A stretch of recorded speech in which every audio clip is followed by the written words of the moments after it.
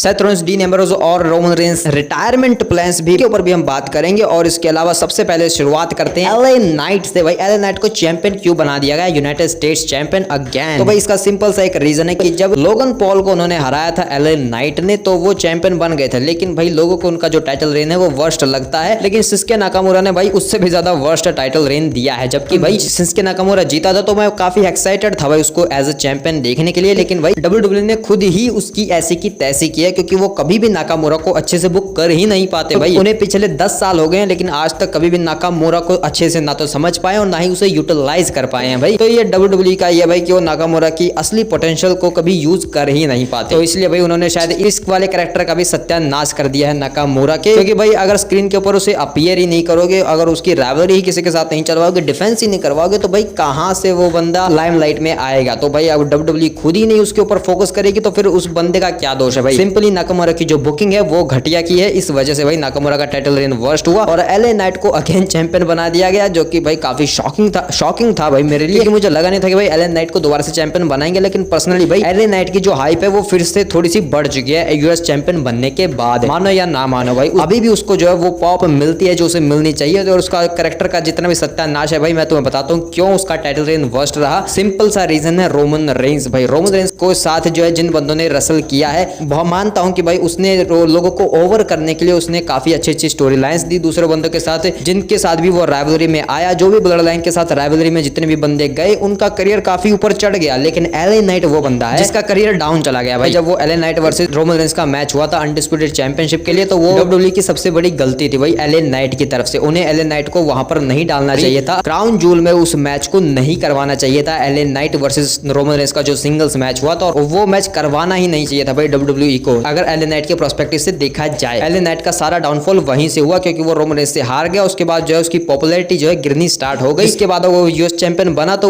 वो ज्यादा इफेक्टेबल नहीं रहा भाई, क्योंकि सिंपली उसका जो स्टार्टिंग गोल था भाई वो यूनाइटेड स्टेट चैंपियनशिप थी, ना कि अनडिस्प्यूटेड। लेकिन फालतू में उसे जो है अनडिस्प्यूटेड चैंपियनशिप के पीछे डाल दिया गया उस टाइम पर, और फिर जो है उसकी हाइप गिर गई हारने के बाद रोमन रेंस से। जिसके बाद वो यूएस चैंपियन बना भी तो वो जो है लोगों को ज्यादा खास पसंद नहीं आया, क्योंकि लोगन पॉल जो है काफी बेहतर टाइटल रेन दे रहा था भाई, मानो या ना मानो। लेकिन लोगन पॉल भाई सच में भाई बहुत ही बेहतरीन टैलेंट है। पर्सनली उसको बहुत पसंद करता हूँ एज अ टैलेंट, जो जिस तरीके का वो काम करता है उसके काम की वजह से भाई उसको पसंद करना बनता है। जो भी वो रेसलिंग में जो परफॉर्मेंस देता है, जिस तरीके से अपने कैरेक्टर को प्ले करता है भाई अप्रिशिएट करना बनता है। लेकिन वही बात है भाई वो हरकतें ऐसी करता है कि भाई फिर उसका सपोर्ट करने का मन भी नहीं करता। तो ये लोगन पॉल की थोड़ी तारीफ हो गई। लेकिन एलए नाइट को भाई उनका जो पहला गोल था वो यूनाइटेड स्टेट चैंपियनशिप थी, वो उसी के लिए बने थे, उसी के लिए जो है उनको इतनी पॉप मिल रही थी। उनकी जो सारी स्टोरी है ना भाई वो यूनाइटेड स्टेट चैंपियनशिप के लिए थी। लेकिन फालतू में डब्ल्यूडब्ल्यूई ने उसे रोमन रेंस के अगेंस्ट डाला, क्योंकि रोमन रेंस के लिए कोई अपोनेंट नहीं था उनके पास उस टाइम पर क्राउन जूल में, और फिर उसमें रोमन रेंस से वो हार गए। जिसके बाद एलए नाइट की जो पॉपुलैरिटी है वो गिरनी स्टार्ट हो गई, लोगों ने ध्यान देना बंद कर दिया। लेकिन एलए नाइट के पास अभी भी बहुत सारी पॉपुलैरिटी है, जिसकी वजह से वो चैंपियन बन गए हैं अगेन, क्योंकि डब्ल्यूडब्ल्यूई के पास फिलहाल कोई चॉइस है ही नहीं कि किसको यूनाइटेड स्टेट चैंपियन बनाए, वो खुद ही कंफ्यूज है भाई। इसलिए एक चीज और जिसकी वजह से शायद यूनाइटेड स्टेट चैंपियन बनाया गया है एलए नाइट को, वो एक मल्टी पर्सन मैच रेसलमेनिया के लिए, क्योंकि एलए नाइट की राइवलरी ऑलरेडी जो है कार्मेलो अंद्रादे इनके साथ चल रही है। इनकी राइवलरी में भाई उम्बर्टो कैरेलो और वो सब भी घुस चुके हैं, और नाकामुरा तो है ही भाई, उन्हीं में जो है फिर जिमी ऊसो भी आ जाते हैं, और ऐसे करके फिर एक मल्टी पर्सन मैच जो है बन सकता है यूनाइटेड स्टेट चैंपियनशिप के लिए रेसलमेनिया में। तो देखते हैं डब्ल्यूडब्ल्यूई किस तरफ जाती है, क्या वो जो है एक मल्टी पर्सन मैच बनवाएंगे जिसमें शायद जिमी ऊसो चैंपियन बन जाए, या फिर कुछ ऐसे ही भाई कोई 1-on-1 या ट्रिपल थ्रेट देने वाले हैं। तो देखते हैं कि भाई यूनाइटेड स्टेट चैंपियनशिप के साथ फ्यूचर में क्या होता है। लेकिन अभी तो जो भी हो रहा है बेकार ही हो रहा है, क्योंकि पिछले कुछ टाइम में तो यूनाइटेड स्टेट चैंपियनशिप के साथ कुछ भी कमाल नहीं कर पाई है डब्ल्यूडब्ल्यूई, जबकि उन्हें करना चाहिए। और एलए नाइट को भाई अब दोबारा मौका मिला है, सेकंड टाइटल रेन है, तो शायद हो सकता है इस बार जो है वो बेटर तरीके से उसे कर पाए, मे भी वो एक बेहतर टाइटल रेन दे पाए रेसलमेनिया तक। तो शायद क्योंकि रेसलमेनिया में शायद मुझे लगता है कि एलए नाइट से चैंपियनशिप चली जाएगी,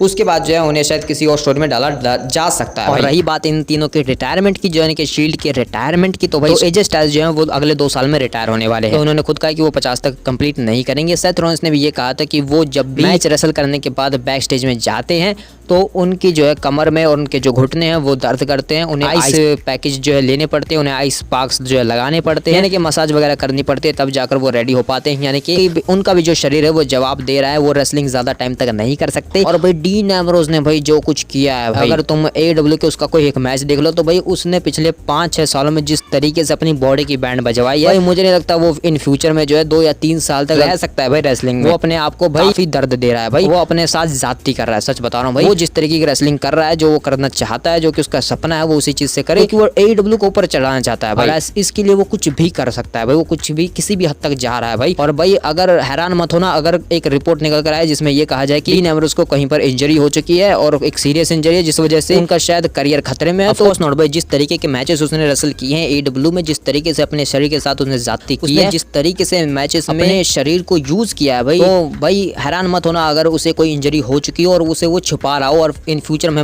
हमें पता चले कि भाई जॉन मॉक्सली किसी इंजरी को छुपा रहा था इतने टाइम से। क्योंकि रोमन रेंस ने भी ऐसी चीज की थी, लुकेमिया जब उन्हें हुआ था, उन्होंने लुकेमिया को काफी टाइम तक छुपा कर रखा था सबसे कि मुझे कुछ नहीं है, लेकिन जब उन्हें रियलाइज हुआ कि अब ये चीजें बहुत ज्यादा बढ़ चुकी है तो उन्हें जो है फाइनली ट्रीटमेंट के लिए जाना पड़ेगा, तो उन्हें जाना पड़ा छोड़कर। और भाई जॉन मॉक्सली, डीन एम्ब्रोज अगर वो भी अपनी बीमारी को, किसी इंजरी को छुपा रहा हो तो भाई ज्यादा हैरान होने की बात नहीं है। वो जो है पिछले 5-6 सालों में उसने जिस तरीके से अपने शरीर को रेसलिंग में यूज किया है, जिस तरीके से उसने मैचेस रेसल किया, ऑफ कोर्स नॉट भाई कहीं ना कहीं से इंजर्ड तो जरूर होगा। ऐसे में भाई उसकी भी बहुत ज्यादा चांसेस कि वो बहुत जल्द जो है रेसलिंग से रिटायर हो सकता है। रोमन रेंस का देखा जाए तो भाई जब उन्हें लुकेमिया वाली बात सामने आई थी तो, और बिग डॉग वाला जो कैरेक्टर था वो उन्होंने खुद ही कहा कि वो मर चुका है। वो उन्होंने इसीलिए कहा था कि उस टाइम पर रोमन रेंस रिटायरमेंट प्लान्स भी कर रहे थे, लेकिन फिर उन्होंने ट्राइबल चीफ वाला कैरेक्टर लेकर आए और उस टाइम पर ये बात निकल कर आई थी कि रोमन रेंस जो है ज्यादा समय तक कंप्लीट नहीं कर सकते हैं रेसलिंग में। उसी टाइम पर ये बात निकल कर आई थी। मैं जो है बहुत ज्यादा याद रखता हूँ ऐसी चीजों को, तो मुझे पता है कि भाई उस टाइम पर ये बात निकल कर आई थी कि रोमन रेंस जो है ज्यादा टाइम तक कंप्लीट नहीं कर सकते हैं, भले उन्होंने रिटर्न कर लिया हो, लेकिन वो जो है ज्यादा मैचेस रेसल नहीं कर सकते और जो है अपने ऊपर ज्यादा प्रेशर नहीं डाल सकते। तो इसलिए भाई रोमन रेंस जो है इसलिए बहुत ज्यादा कम अपीयर होते हैं आज के टाइम पर, को बहुत कम मैचेस रेसल करते हैं। और इसके अलावा जब रोमन रेंस का जो रिटायरमेंट है वो भी